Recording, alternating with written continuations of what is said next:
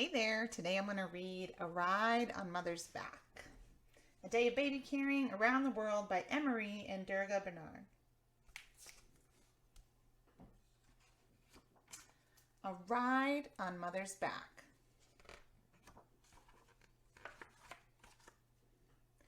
All around the world, babies love to be held close, and parents everywhere need their hands free to work and play. Heck yeah.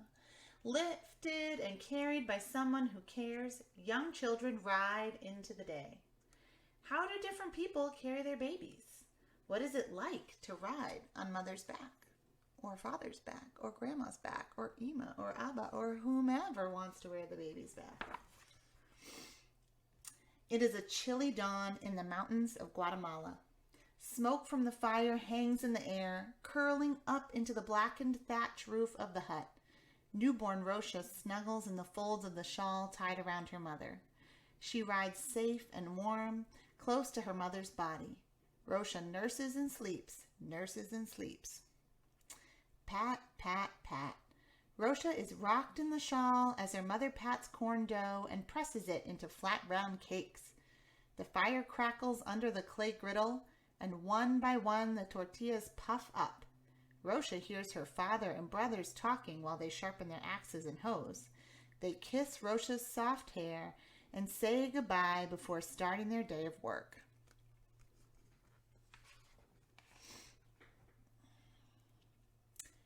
It is just after sunrise on the island of Bali, and already the village is bustling.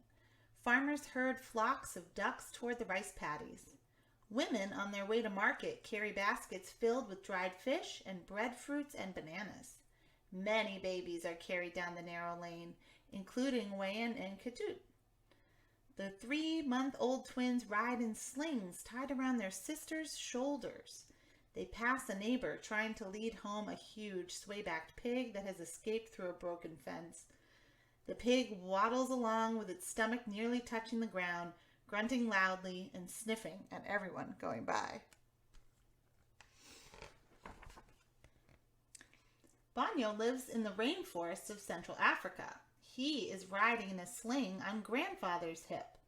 Suddenly, a harsh whistle comes from the forest. Banyo's father has found a honeybee hive. The grandfather carries Banyo toward the sound of the honey flute. The men are gathering at the bottom of a tall fig tree. They work together, helping Banyo's father climb the tree and smoke out the bees.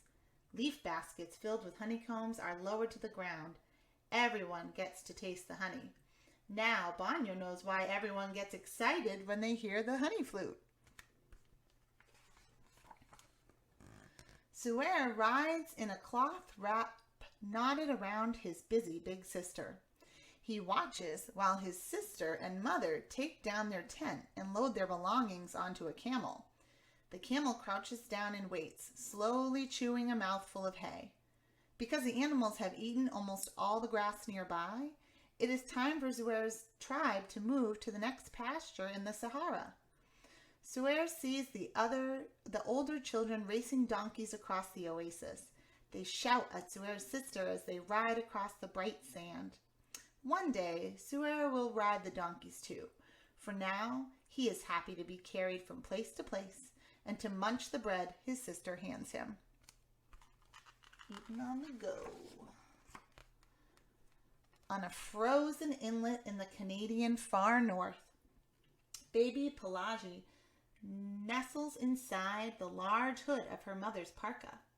Her mother chops a hole in the ice with a long pole, and Pelagi giggles as she is bounced up and down. She peers over her mother's shoulder when her mother kneels down and points at the dark shapes moving in the water. Pelagi's mother waits patiently for a tug on her baited line while Pelagi watches their husky puppy nosing about in the snow. The puppy bounds over and licks her face. A frigid wind whips over the low ridges, but mother and child are warm inside their caribou skin clothing. It is midday near the coast of West Africa. Tumani's mother returns from the well with Tumani tied on her back and a heavy bowl of water balanced on her head. Lulled by his mother's steady gait and soft humming, Tumani has fallen asleep. Splash! Tumani opens his eyes in time to see a stream of water pouring into a tall jar set in the shade of a mango tree. The air is heavy with dust and the sun is strong. Mother unties the bright cloth wrap.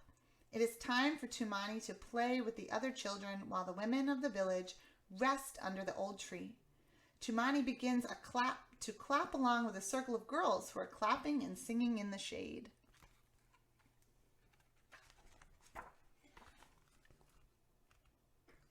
May rests on her grandmother's back, secured with a woven cloth. A few drops of cold rain fall from passing clouds over the high hills of Thailand, but May remains cozy against her grandmother. Grandmother takes care of May while May's mother sews colorful story cloths. May is jiggled as her grandmother sifts rice with a shallow basket. The wind helps by blowing away the grassy chaff. Grandmother begins to tell the story about May's mother when she was a little girl, who was taught by her grandmother to sew beautiful story cloths.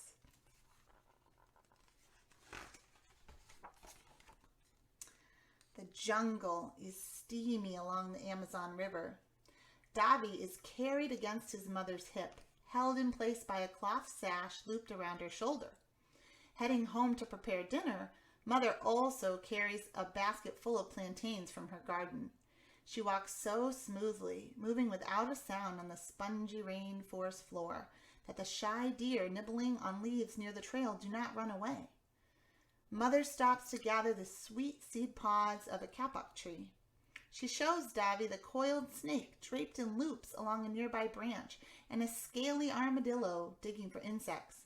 By the time Davy can walk, he too will move without a sound and will know all the ways of the forest. Sita's family comes to Kathmandu each year to celebrate the beginning of spring at the Festival of Holi. Crowds jam the plazas and marketplaces as musicians play and dancers parade. During the festival, the people of Nepal also celebrate by sprinkling red powder, squirting colored water, and throwing water balloons at one another. That sounds so fun. Sita rides in a sling on her father's back, holding a small bag of red powder. When colored water showers down on her, Sita closes her eyes and tries to duck. Then she opens her eyes and throws red powder back at the children passing by. The sweet smell of incense mingles with the sharp odor of curry. Of all the foods she tries today, Sita likes fried sugar candy the most. It is hot in the highlands of Papua New Guinea. Gogomo sways in the cool net bag that hangs from his mother's head.